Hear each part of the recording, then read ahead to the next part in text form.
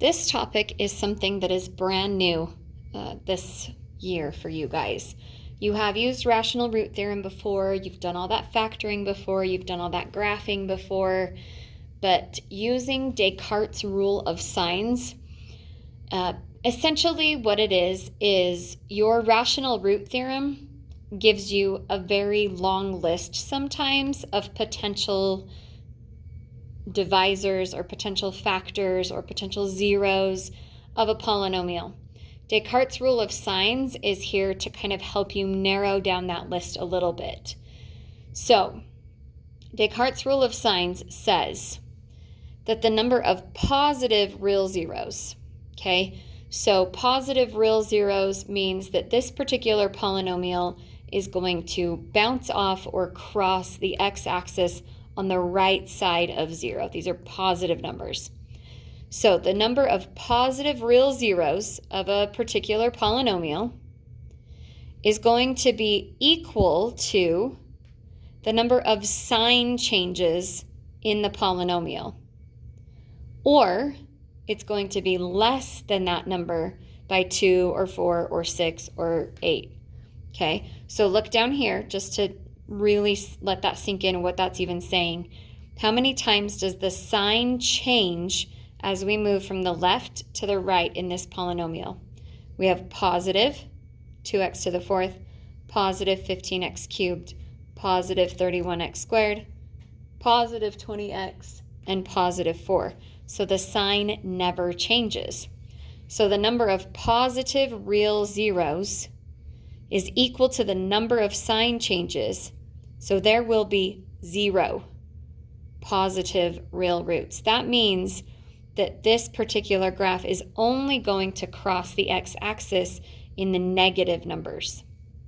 So the number of negative real zeros is equal to the number of sign changes, but not in the regular p of x. We have to find p of negative x. Or it's either that number of sign changes once you plug in negative x, or it's less than that by 2 or 4 or 6 or 8. Okay? When we get a little further into this unit, you'll understand why those things kind of come in pairs. At least I hope you will. So what we can see here is no sign changes. So this tells us that there will be no positive real roots or zeros. We use those words interchangeably. Then I want to try to see how many negative ones there might be, which really this is a little bit unnecessary because that was 0. If it's degree 4, we are going to have 4 roots. So if none of them are positive, all of them must be negative.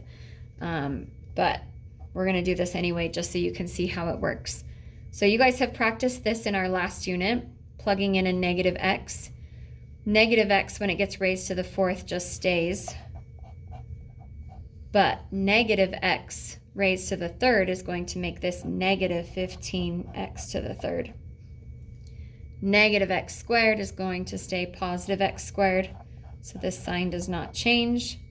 Negative x right here would cause this to be negative 20x, and then this doesn't have an x on it, so it's not affected at all. So now what we're going to do is we're going to count the sign changes. This is positive 2x to the fourth. There is a sign change. There is another sign change. Another sign change. And another sign change. So we change signs 1, 2, 3, 4 times. So that means there could be 4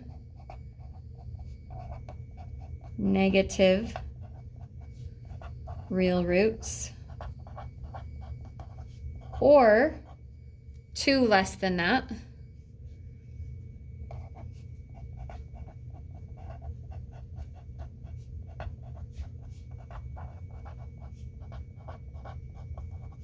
or there could be 4 less than that. So it always drops down by 2. The only possible way for there to be less than 4,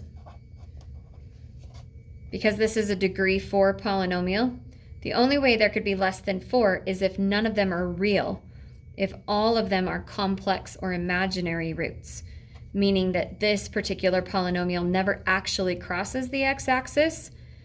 It's crossing an imaginary axis. So we could have 4 imaginary or complex roots if we had 0 negative real roots and 0 positive real roots. Okay? So what that does for us is when we go to make when we use the rational root theorem,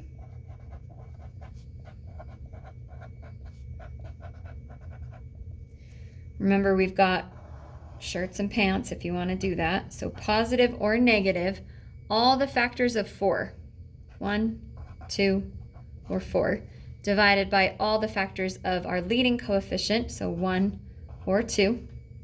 When I go to make this list, that means there's positive, negative, 1 divided by 1, 2 divided by 1, 4 divided by 1, 1 divided by 2, 2 divided by 2 is already here, 4 divided by 2 is also already here. So we have 8 potential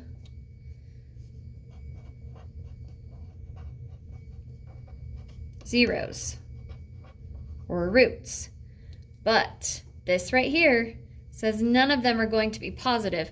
So it is an absolute waste of our time to try positive 1, positive 2, positive 4, or positive 1/2. So we have a much smaller list now.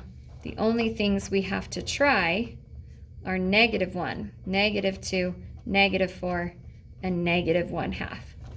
We're not going to try them in this video. You would just use synthetic division to see which ones divide nicely into the polynomial to leave you with a 0, and those would be your factors.